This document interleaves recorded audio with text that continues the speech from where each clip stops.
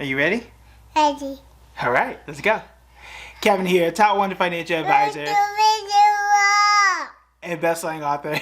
We are here to talk about the stock market.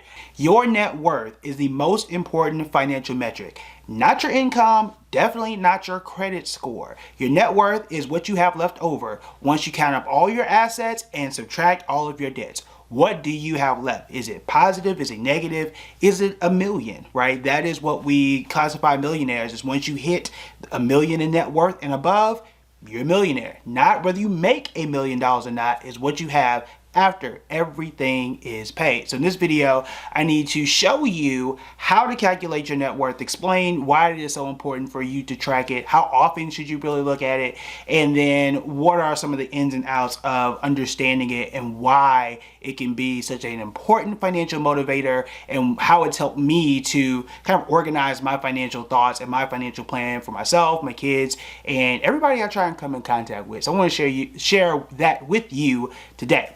Okay, so again, I've already explained what net worth is basically what you got left over once all the bills are paid. Now, I will tell you this, tracking your net worth is not something I would suggest you do every month. I don't think you should do it really more than 4 times a year at most. And that's because your accounts change, right? And basically when you're calculating your net worth, you're saying, what do I have in my checking accounts, my investing accounts, what is my house worth? And then you say, well, how much is my student loan debt, credit card debt, how much do I have left to pay on the house? Subtract all of that and it's going to give you a number.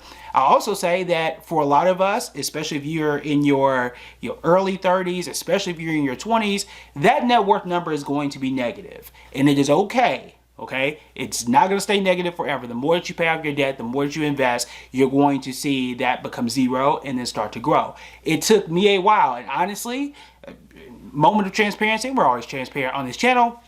There was a while, I think, until I was maybe 27 or 28, my net worth had been negative. I didn't really want to track it at all because I knew what I had in my investing accounts, my 401k and all kind of stuff. I knew what my student loan debt was. And for a while, it was more student loan debt than investing. And eventually they got about even. I was like, okay, now I want to track my net worth a lot more. And that was just because I was a little bit more motivated. So whether you're tracking your debt and just watching that number go down, which is what I hope most of us are doing, or you're tracking your net worth, you want to track it because, either one, whichever one you're tracking, the reason why you want to track it to a degree is because what you track, you're motivated by. In most cases, most of us are. What I track, I tend to improve, right? I tend to correct myself. If I don't step on the scale every now and then, it's gonna be off. So, like, do I check it on Thanksgiving? No, I don't. I might not check it for a week or two after Thanksgiving. However, I do try to get on there, once a week, maybe twice a week at most, just to make sure I'm in the right places. And if I see things creep a little bit higher than what I like, I make sure I go exercise a little bit more. I make sure that I'm watching what I'm eating just to make sure that I'm regulating myself in the best way possible. And most importantly, that I'm making progress. And that is what I think the beauty of tracking your net worth is, to make sure you're on the right track, to make those adjustments. And sometimes you can check back and see like, hey, wait a minute. Something's not right. Like, where did all this extra debt come from? Or why is my investing account not growing in the way that it should? Maybe I need to go back and make sure that money is actually invested. Maybe I need to make sure that I rolled over some money that I may not be accounting for. So you definitely want to make sure that you do it. How do you do it though? There are 2 ways that I like, okay? This is what I like to do. Now, there are several apps out here that will do it for you. I'm just telling you what I like, okay? Excel, I know it's boring for a lot of people, but I like it, okay? I like it because there are a lot of things I can do with it, with formulas, all this other kind of stuff. If you want to learn more about that and how I kind of set up my net worth tracking and all that kind of stuff, let me know in the comments and I can do an entire video on like what mine looks like, how I did it, and maybe give y'all like a free spreadsheet or something. Just let me know in the comments. Go ahead and like the video while you're doing it, okay? So number 1 is Excel. It's free, easy, accessible. You can do it in Google Sheets as well. And on one side of the sheet, I put all my assets. I don't put all my account numbers in terms of like, my actual account number, but I will say, here's my balance at public, here's my balance at TD, here's my balance in checking and savings, add all that stuff up. On the other side of it, I have here's what I owe and who I owe. Student loans, whatever's left of my credit card debt, it's used like $300 or $400. I usually pay it off every single month so I don't have any interest charges. Add all that stuff up, and then I do, asset sale minus liability sale, and boom, that's net worth. That's it. And what I do is I put in the date, and for me, just like I do my investments, all that kind of stuff, every 6 months, I go back and update it. Okay. Personally, again, I'll say this because people post this stuff on the internet all the time. And honestly, it annoys me a little bit. They get in every single month. They're like, my net worth is at this. My net worth is this. It's a monthly thing. That's really not required. Okay. It is not required for you to do that. Quarterly at most, 2 times a year, I think is fine, because halfway through the year, you can make those adjustments if you need to.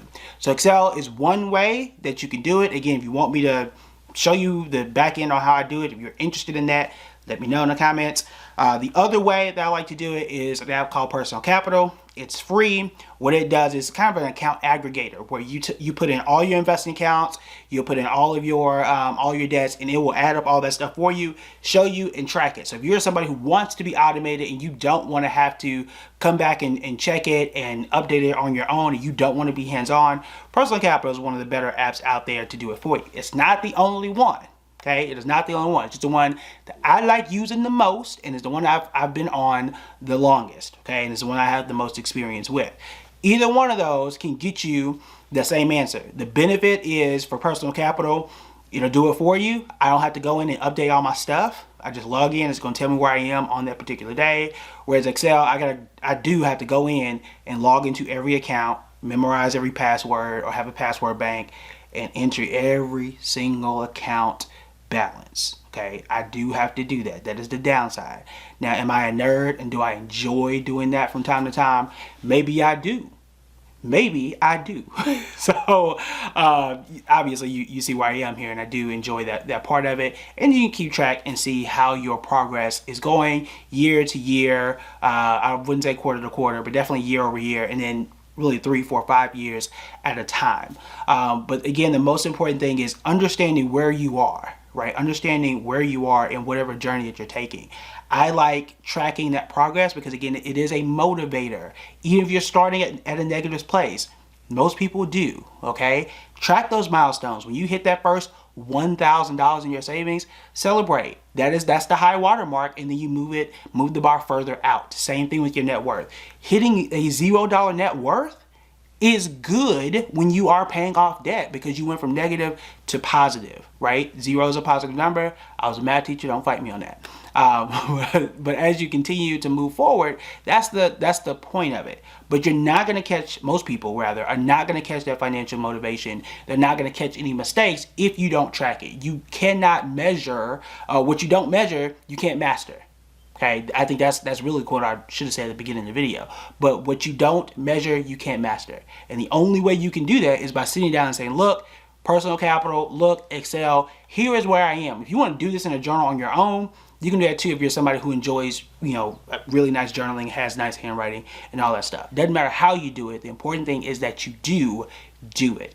I'm telling you now, you can mark this video 2, 3, 4, 5 years from now. If you are starting to track those things, you are going to get better at it. And I would say 90% of the time, you're actually going to improve your net worth, because once you start to see it and you're like, hey, this is where I am, you don't want to come back to a journal. You don't want to come back to an Excel spreadsheet and see it lowered. And one example for me, next week, my wife and I will be in Mexico for the entire week. So I'm going to try and get all the recordings out in advance, unlike I did, when I was in Virginia the week before.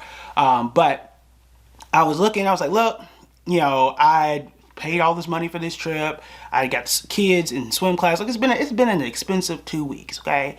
So I was like, well, where can I find some extra spending money so I don't feel restricted on vacation?